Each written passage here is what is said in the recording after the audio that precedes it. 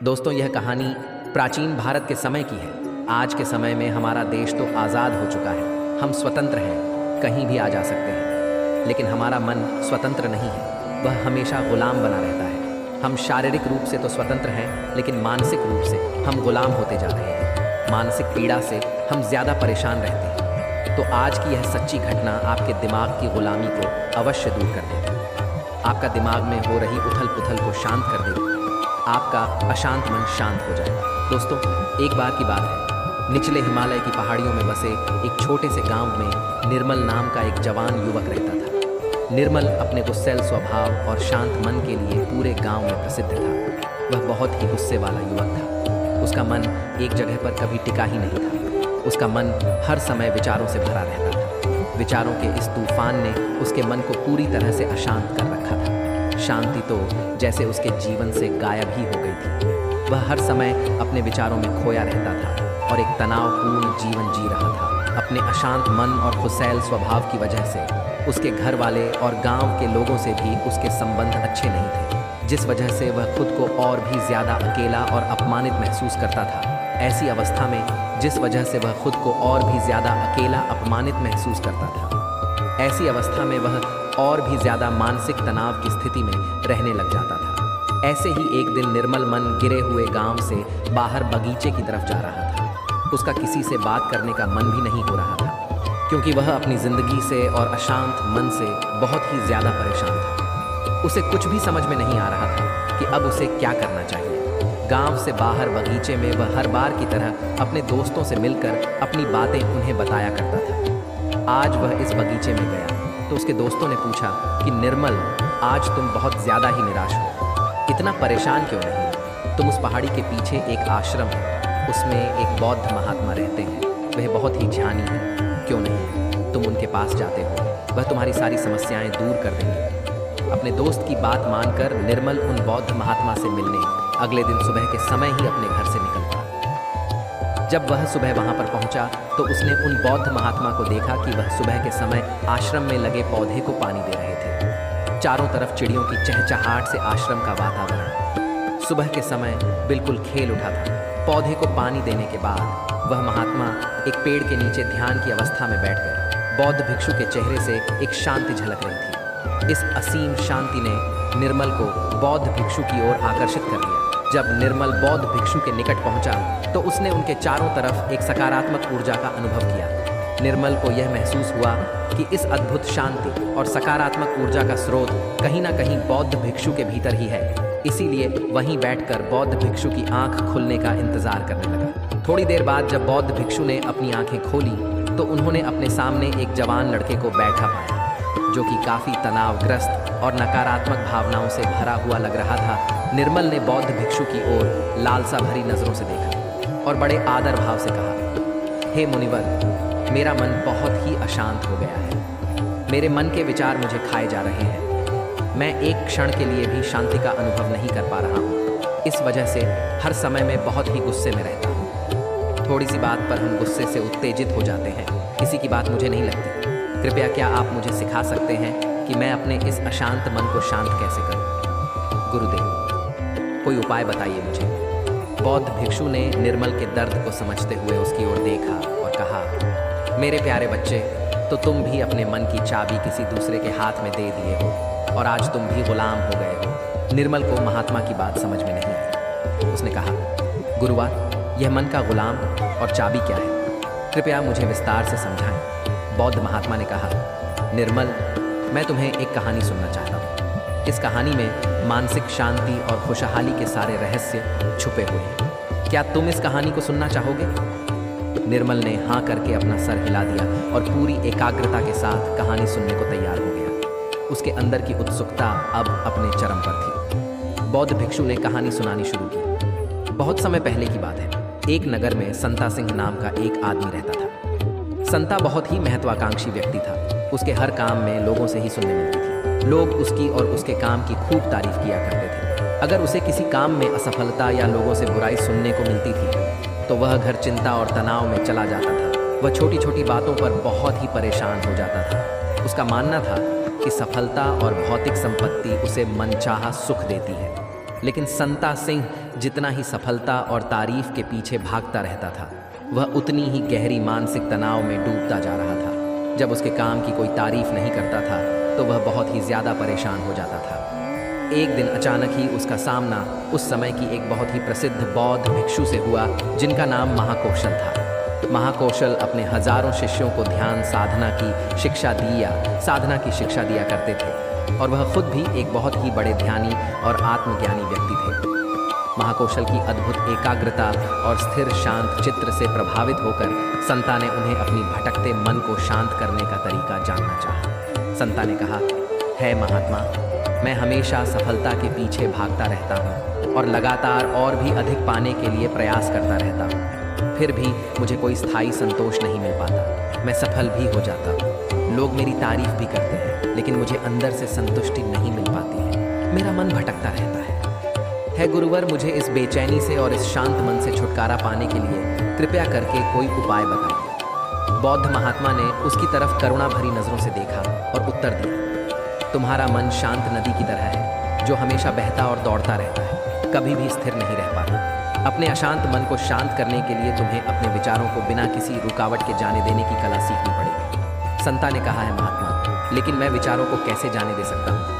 आखिर मैं भी तो अपनी इच्छाओं और महत्वाकांक्षाओं से जुड़ा हुआ हूँ। यह सुन भिक्षु महाकौशल मुस्कुराए और बोले, कल्पना करो कि तुम्हारे हाथ में पानी से भरा हुआ गिलास है।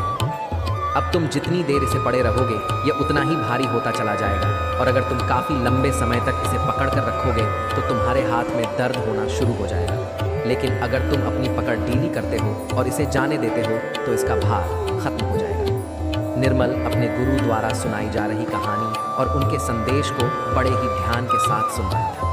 वह समझ रहा था कि अपने विचारों और इच्छाओं से चिपके रहना ही उसके अशांत मन का कारण है।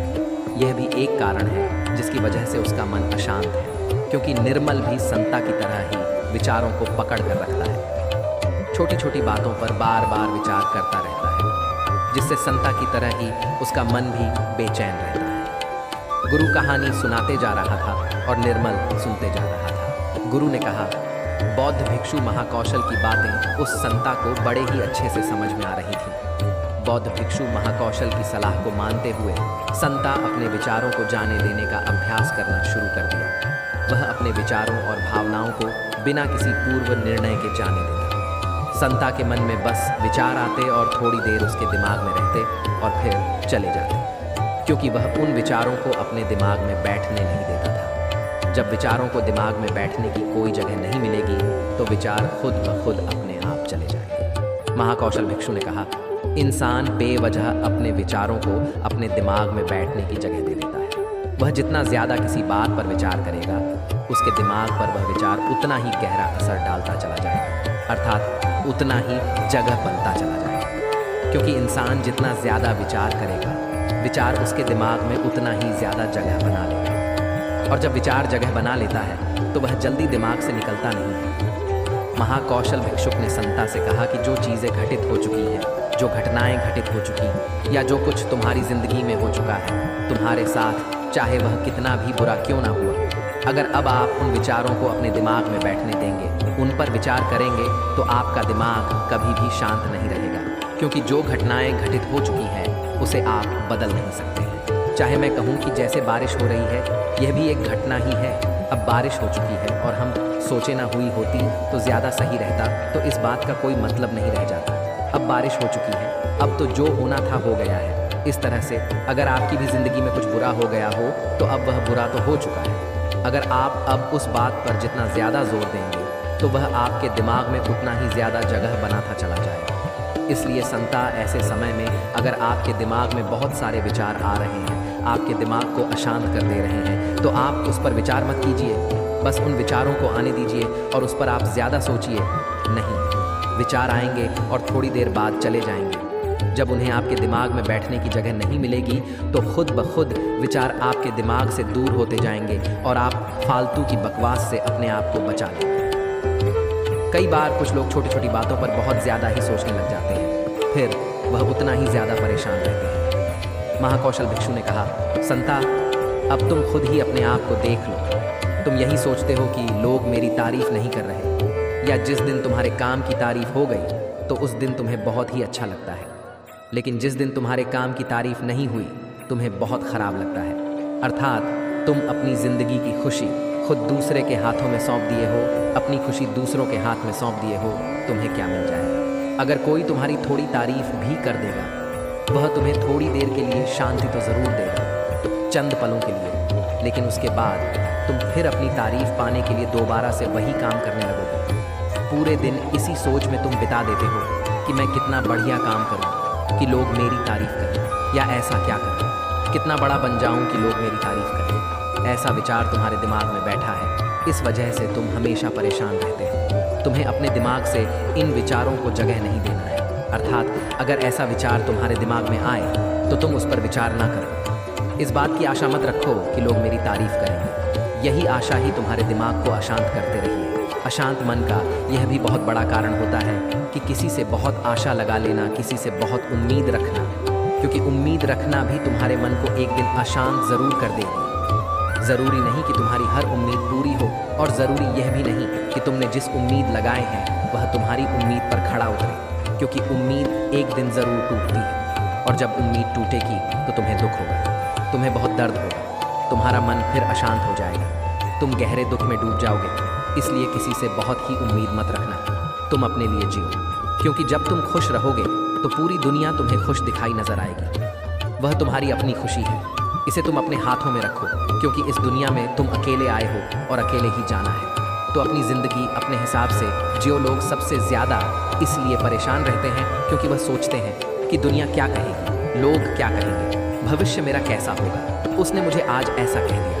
यही सब विचार उसके दिमाग में जगह बना लेते हैं, और जब विचार जगह बना लेते हैं, आपके दिमाग में बैठने की जगह उन विचारों को मिल जाती है, तो वह उतनी आसानी से आपके दिमाग से नहीं निकलेंगे। आप कितना भी पूजा पाठ क्यों न कर ले, आपका दिमाग अशांत ही रहेगा। संता ने कहा, गुरुवर, मेरे साथ भी ऐसा ही हो रहा है। मैं यही सोचता हूँ कि पूजा पाठ कर लूँ तो मेरा दिमाग शांत हो जाए, लेकिन यह शांत होता ही नहीं। जब तक मैं पूजा पाठ करता हूँ तब तक तो मुझे शांति मिल जाती है, लेकिन फिर उसके बाद मेरे दिमाग में वही सब विचार आने लगते हैं। महाकौशल भिक्षुक ने कहा, संता, अपने आप को जागरूक करो, समझो इस बात को कि असली शांति किस तरीके से प्राप्त की जा सकती है। पूजा पाठ तो तुम्हारी नित्य प्रतिदिन की क्रिया है, इससे तुम्हारा दिमाग शांत नहीं होने वाला है जब तक कि तुम ध्यान में बैठकर अपने विचारों को समझने का प्रयास नहीं करोगे, अपने आप को जागरूक नहीं करोगे कि कौन से विचार हमारे लिए अच्छे हैं और कौन से विचार हमारे लिए बुरे हैं। विचारों को अपने दिमाग में आने दो और उन्हें जाने दो, उन्हें जगह मत दो, अर्थात उन विचारों पर ज़्यादा जोर मत दो, और अपनी आज़ादी की चाबी अपने हाथ में रखो, किसी के हाथ में मत रखो, वरना तुम कभी स्वतंत्र नहीं रह पाओगे। शारीरिक रूप से तो तुम आज़ाद हो, लेकिन आंतरिक रूप से तुम गुलाम हो।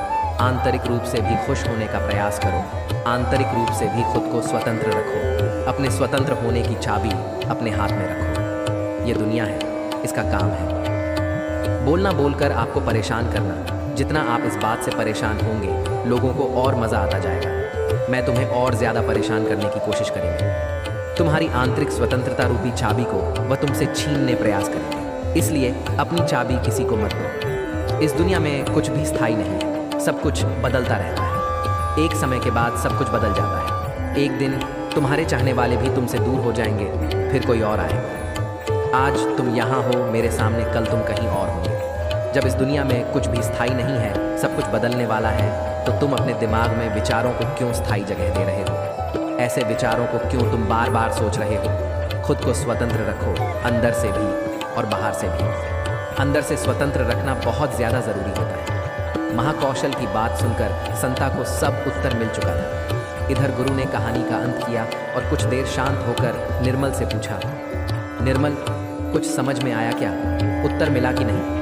निर्मल तो मानो एक मूर्ति के समान वह गुरु को एक तक देखता ही जा रहा था। उसके मुख से कुछ भी निकल नहीं रहा था, क्योंकि ऐसी बातें आज से पहले उसने कभी किसी के मुख से सुनी नहीं थी, या ऐसी कहानी अपने गुरु के मुख से सुनी कि जो शायद उसे जीवन की सच्चाई बता के गई। शायद उसे जीवन का रहस्य भी पता चल गया। वह बिल्कुल मौन हो गया था। कुछ देर बाद निर्मल ने अपनी चुप्पी तोड़ी और कहा, हे गुरुदेव, मेरा कोई प्रश्न नहीं बचा है। अब आपसे विनम्र निवेदन है कि मैं भी आपके साथ इसमें कुछ दिनों के लिए रहना चाहता हूँ। मुझे तो इस दुनिया की काफ़ी सच्चाई पता चल गई और मैं आपके साथ रहकर खुद को भी जानने का प्रयास करूंगा और लोगों को भी इस शब्द के बारे में बताऊंगा, इस रहस्य के बारे में उन्हें भी बताऊंगा। आज की कहानी में बस इतना ही। मुझे उम्मीद है ये कहानी आपको ज़रूर पसंद आई होगी और आप पहली बार चैनल पर आए हैं तो मेरे से जुड़ने के लिए इस चैनल को सब्सक्राइब करना मत भूलिएगा दोस्तों। जय श्री कृष्ण।